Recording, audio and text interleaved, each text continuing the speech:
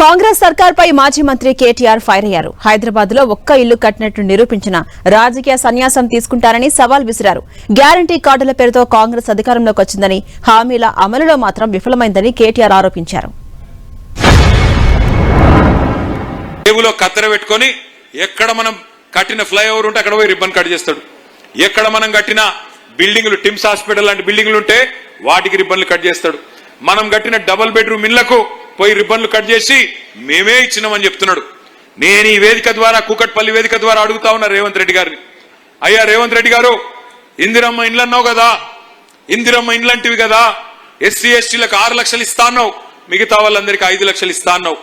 హైదరాబాద్ మహానగరంలో ఒక్క ఇందిరమ్మ ఇల్లు నువ్వు కట్టినట్టు చూపెడితే, ఒక్క ఇందిరమ్మ ఇల్లు నువ్వు కట్టినట్టు చూపెడితే నేను శాశ్వతంగా రాజకీయ సన్యాసం తీసుకుంటా, దమ్ముందా రుజువు చేయని చెప్పి నేను వారిని ఇవాళ సవాల్ చేస్తా ఉన్నా. 2.5 ఏళ్లు దరిద్రం వచ్చి కూర్చున్నట్టు కాంగ్రెస్ వచ్చి నెత్తిన కూర్చున్నది. దేశం మొత్తం వదిలించుకున్నది కాంగ్రెస్ అనే దరిద్రాన్ని. దేశం మొత్తం ఏ రాష్ట్రంలో కాంగ్రెస్ ను దగ్గర తీసుకోవడానికి కూడా ఇష్టపడట్లేదు. పక్కనున్న ఆంధ్రప్రదేశ్ వాళ్ళు అయితే దాన్ని పాతి పెట్టినారు.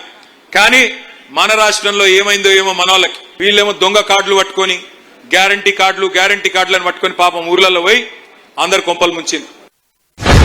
మీరు దయచేసి ఏ ఒక్క అర్హుడి ఓటు, ఏ ఒక్క నిజాయితీ పరుడైన ఓటు, ఉండాల్సిన వ్యక్తి ఓటు పోకుండా కాపాడుకునే బాధ్యత మీది అనే మాట నేను విజ్ఞప్తి చేస్తా ఉన్నా. ఎందుకంటే మనం చూస్తున్నాం, బెంగాల్లో 95 లక్షల ఓట్లు పోయినాయి. అందులో 27 లక్షల మంది పోయి కోర్టులో కొట్లాడుతున్నారు. 27 లక్షల మంది కొట్లాడుతున్నారు కోర్టులో మాకు అన్యాయం జరిగింది అని. బీహార్లో 65 లక్షల ఓట్లు పోయినాయి, తొలగించారు. అందులో దాదాపు 10 లక్షల మంది కోర్టులో కొట్లాడుతూ ఉన్నారు.